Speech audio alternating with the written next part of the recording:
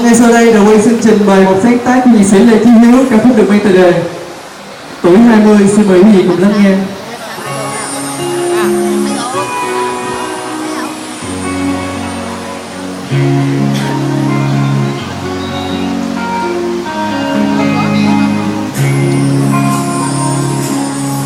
Có lúc gấp gáp bước mau, có lúc vấp vấp té đau, đứng dậy thôi, lên đường nào. Có những chiến thắng lớn lao, có những mất mát đớn đau, hãy vượt qua cùng với nhau. Dù có những lúc sương mù, cũng có lúc nước mắt rơi rơi nhẹ dù có những hôm vơi không giữ lấy sức nóng trái tim thôi bùng lên một phút xa. Người hân ơi, ta mong phút bay gần nhau, ta mong tới năm ngày sau ta cần chịu.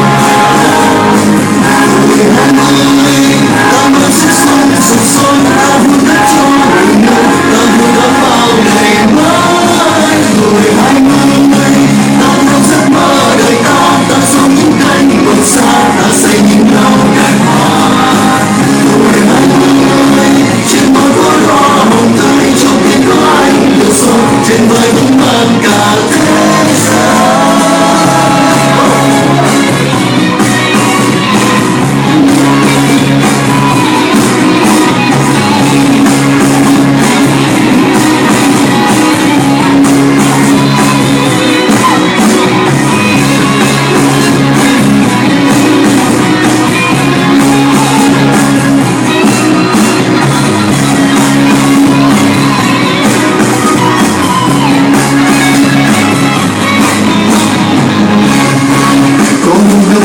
Bước màu qua lúc vấp vấp té đau, đừng dậy thôi, lên đường nào. Có những chiến thắng lớn lao, có những mất mát đớn đau, hãy vượt qua cùng với nhau. Có những lúc sương mù, cũng có lúc nước mắt rơi rơi nhịp dù có những lúc có đau, giữ lấy sức nóng trái tim nổi bật lên một lúc xa. Hãy nâng ơi, ta mong lúc bay thật cao, ta muốn tới những ngày sau ta gánh chịu. Người hân ơi, ta mong sức sống sụp sôi, ta muốn đất cho đời người, ta vui đón bao ngày mới. Người hân ơi, ta mong giấc mơ đời ta, ta sống những cánh buồn xa, ta xây những lâu đài hoa.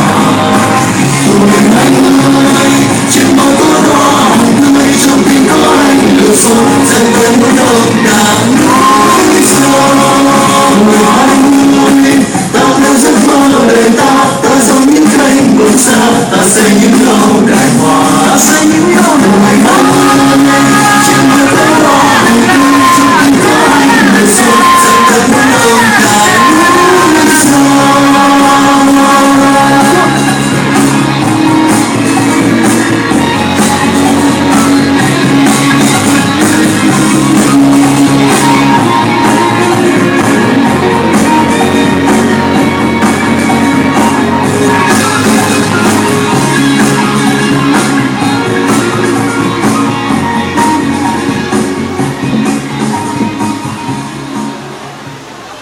Vâng, xin cảm ơn.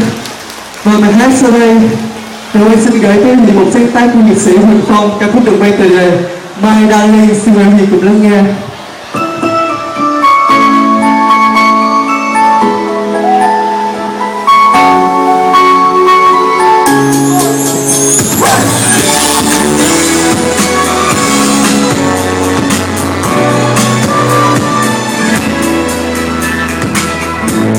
Trời sáng ánh dương dần lên cho ta ước mơ, ngàn gió thoáng đưa mùi hương cho ta thẫn thờ. Ôi xin sao từ trong con tim anh luôn mang những khát khao. Chưa một trái đất như một quay khi em khẽ nói rằng em sẽ yêu anh trọn đời, tình yêu sẽ mãi không rời. Chung sức ta xây một cầu ấm yêu thương. My darling, I love you so much. Mình để lại đâu ai hạnh phúc bên nhau. Nhưng như bé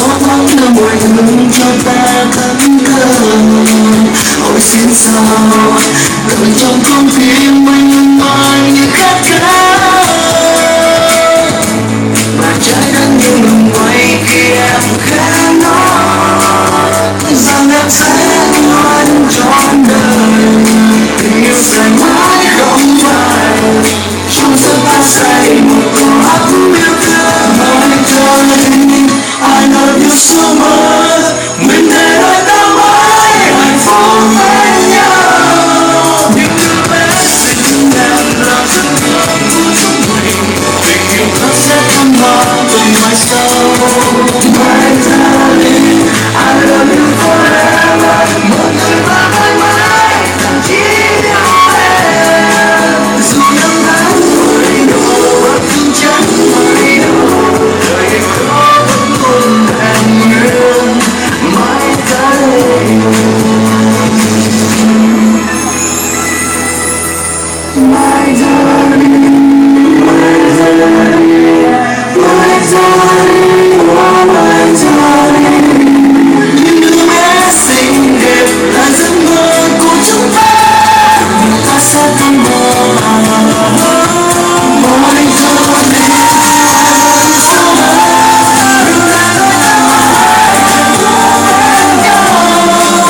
Những đứa bé xinh đẹp là giấc mơ của chúng mình, nhưng ta sẽ không mơ từ ngày xưa.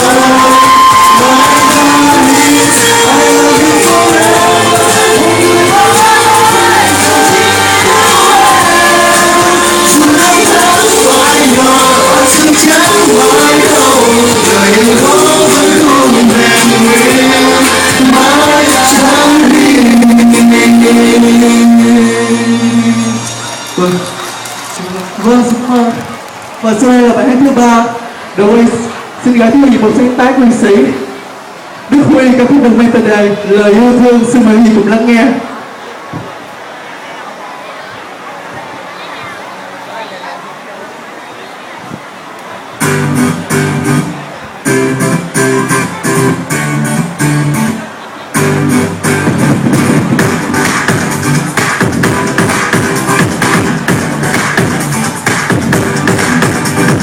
Ngày ngẫu nhiên về trên khu phố có cô ăn tung tăng, đôi môi cười hoa thắm vào mặt trời cùng nền nhiệt đới trên vai em muôn trần. Cho anh mơ mộng, anh muốn được cùng em để cùng mình vắng. Mình sẽ sống những ngày em nắng giữa bóng giờ là lời sẽ nói yêu em mãi, nói những lời yêu thương đã từ lâu vắng trong lòng hoài. Lần đầu năm gặp em trên phố anh vẫn nhớ khẩn khờ những người mong mơ. Chỉ một lần nhìn vào đôi mắt em đã cho anh quên đi tất cả. Anh muốn được cùng em để một biển vắng. Mình sẽ sống những ngày em nắng dưới bóng giờ là lời sẽ nói yêu em mãi, nói những lời yêu thương đã từ lâu vắng trong lòng hoài. Anh không muốn chiều xin này cô bé có tiếng anh sẽ cho em này thôi nhé. Đắm say tình anh tung tăng nhưng chỉ một con không có tiếng của sự nhưng trên mái tóc. Nhớ nhung hoài gây nhon nhim về trên khu phố có cô em tung tăng, đôi môi cười hoa thắm và mặt trời cùng bên nhiệt đới trên vai em buông chân. Cho anh mơ mộng, anh muốn được cùng em để cùng biển vắng. Mình sẽ sống những ngày em nắng giữa bóng giờ là lời sẽ nói yêu em mãi, nói những lời yêu thương đã từ lâu vắng trong lòng hoài.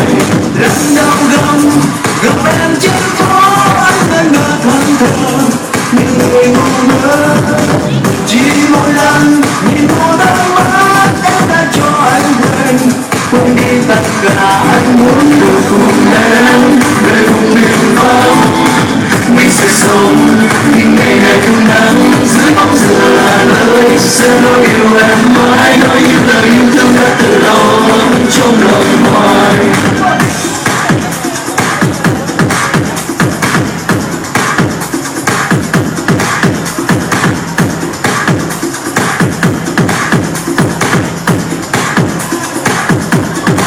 Anh muốn được cùng em để cùng biển vắng. Mình sẽ sống những ngày này sẽ nói yêu em mãi, nói những lời yêu thương đã từ lâu vắng trong lòng hoài. Anh sẽ nói yêu em, nói những lời yêu thương đã từ lâu vắng trong lòng hoài. Vâng, xin cảm ơn rất nhiều.